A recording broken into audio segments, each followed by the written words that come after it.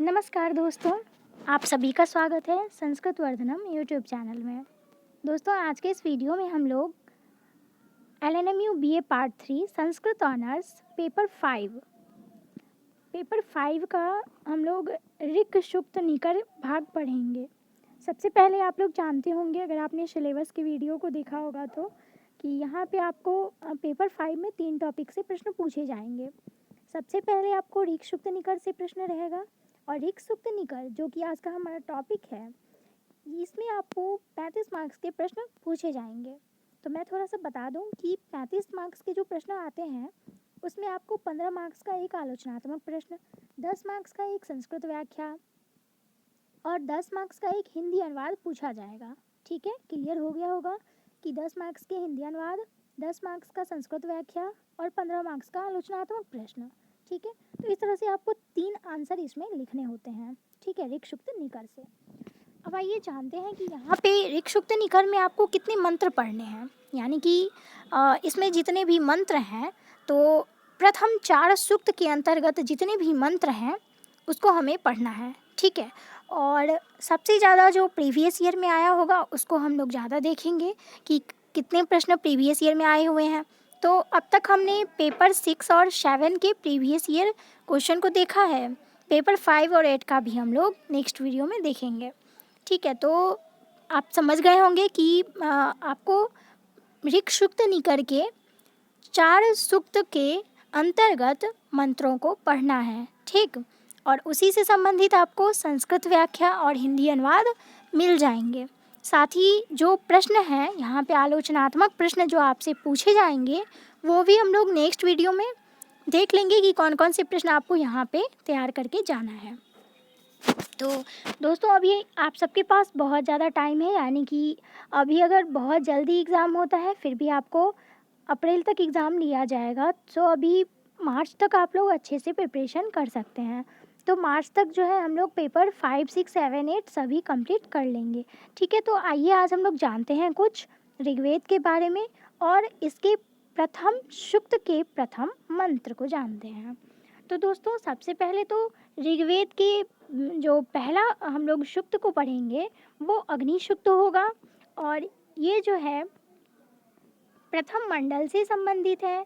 ठीक है, और इसमें इस सूक्त में जो है वो कुल 9 मंत्र हैं।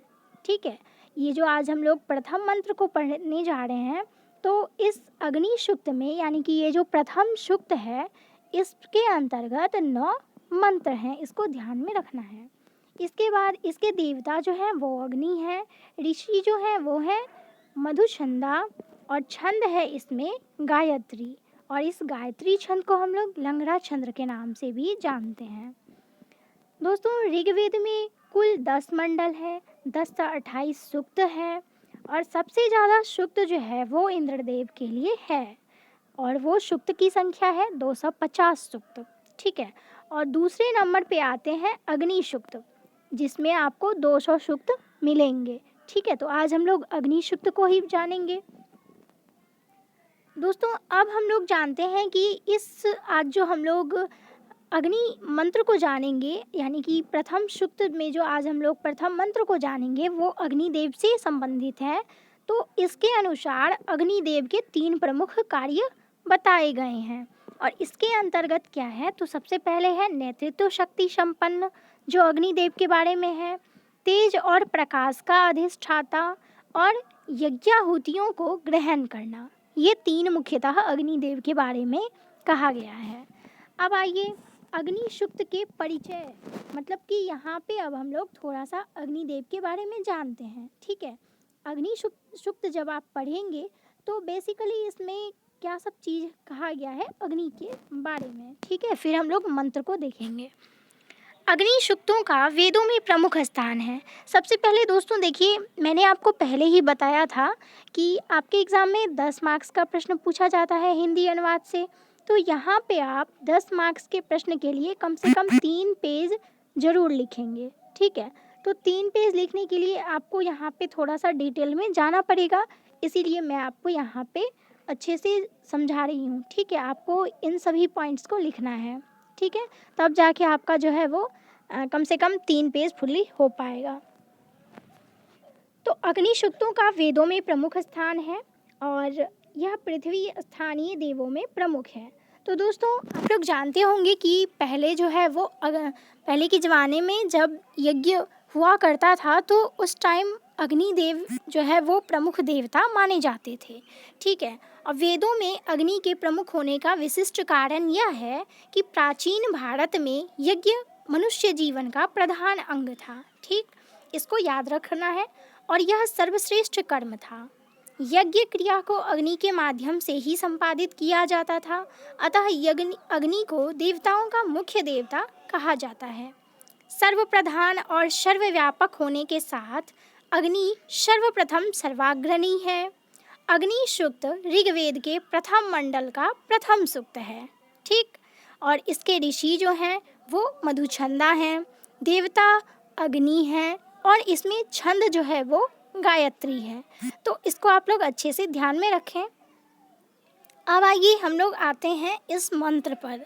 जो प्रथम सूक्त का पहला मंत्र है अग्नि देवता से संबंधित, वो मंत्र है ओम अग्निमीले पुरोहितम यज्ञस्य देवम ऋत्विजम होतारं रत्नधातमम।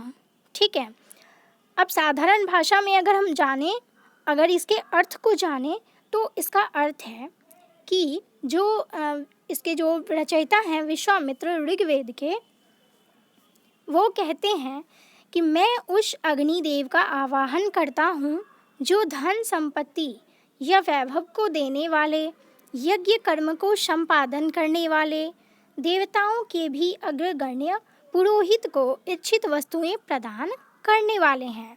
तो मैं उस अग्निदेव का आवाहन करता हूँ। ठीक है, देखिए अब थोड़ा सा इसके व्याख्या में चलते हैं कि अग्निदेव के बारे में यहाँ पे आप लोग किन सब चीज़ों को अच्छे तरीके से विवरण कर सकते हैं अपने एग्ज़ाम में। ठीक है, इसको आप लोग एक अच्छा सा नोट्स बनाइएगा ताकि आप एग्ज़ाम में अच्छे से लिख पाएँ। ठीक है, क्योंकि ये 10 मार्क्स का प्रश्न है तो इसमें थोड़ा अच्छे से लिखना और राइटिंग को अच्छे से सुंदर बना के लिखना है। ठीक है, आइए व्याख्या है। मंत्र का तात्पर्य है कि जो अग्निदेव सभी मनुष्यों का कल्याण करने वाले हैं और जो यज्ञ को प्रकाशित करने वाले हैं, वे सदा ही उनके अनुकूल यज्ञ काम करने वाले हैं, विद्वानों के सहायक हैं। अग्निदेव होता अर्थात यज्ञ कर्म का संपादन करने वाले और देवताओं का आवाहन करने वाले के सहायक हैं और उनके द्वारा आवाहन किए गए जाने पर वे यज्ञ में प्रकट होकर यज्ञ को प्रकाशित करते हैं। अतः ऐसे रत्नों को धारण करने वाले अग्निदेव की मैं स्तुति करता हूँ। ठीक है, तो इस तरह से जो है अग्निदेव के बारे में प्रथम मंत्र में कहा गया है। प्रस्तुत मंत्र में अग्नि को होता नामक ऋत्विज कहा गया है, अर्थात यज्ञ को जो संपन्न करता है। ठीक है, ऐतरीय ब्राह्मण में भी कहा गया है अग्निर्वै देवानां होता। ठीक है, उसके बाद यास्क के अनुसार अग्रणी भवति अग्रं यज्ञेषु प्रणायते सह अग्नि, अर्थात जो सबसे प्रथम है, जो सबसे प्रथम होता है, यानी कि अग्रणी भवति अग्रं यज्ञेषु प्रणायते, अर्थात यज्ञ को आगे बढ़ाता है, वही अग्नि है। ठीक है, तो कुल मिलाकर हमने यहाँ पे देखा कि अग्निदेव के बारे में यज्ञ से जोड़कर यहाँ पे कहा गया है कि जो यज्ञ की समाप्ति करता है। उसके बाद यहाँ पे बताया गया कि जो पुरोहितों को इच्छित वस्तुएं प्रदान करता है। ठीक है, जो धन संपत्ति या वैभव को देने वाले होते हैं, यज्ञ कर्म को संपादित करने वाले होते हैं, ये अग्निदेव और इनको मैं प्रणाम करता हूँ, इनकी मैं वंदना करता हूँ, इनकी मैं स्तुति करता हूँ। ठीक है, तो अग्निदेव के बारे में यहाँ पे आपने इस मंत्र को पढ़ा, तो इस मंत्र को जरूर ध्यान में रखिएगा। ओम अग्निमीले पुरोहितम यज्ञस्य देवम ऋतुजम होतारं रत्नधातमम। इसके बाद दोस्तों हम लोग प्रथम सूक्त का जो दूसरा मंत्र है इसको नेक्स्ट वीडियो में जानेंगे। फिलहाल आप लोग इसको अच्छे से अपने कॉपी पर नोट कर लीजिए, हो सकता है कि आपके एग्ज़ाम में यहीं से प्रश्न देखने को मिल जाए और आप इसका विवरण कर दीजिएगा। तो चलिए मिलते हैं नेक्स्ट वीडियो में, तब तक के लिए धन्यवाद।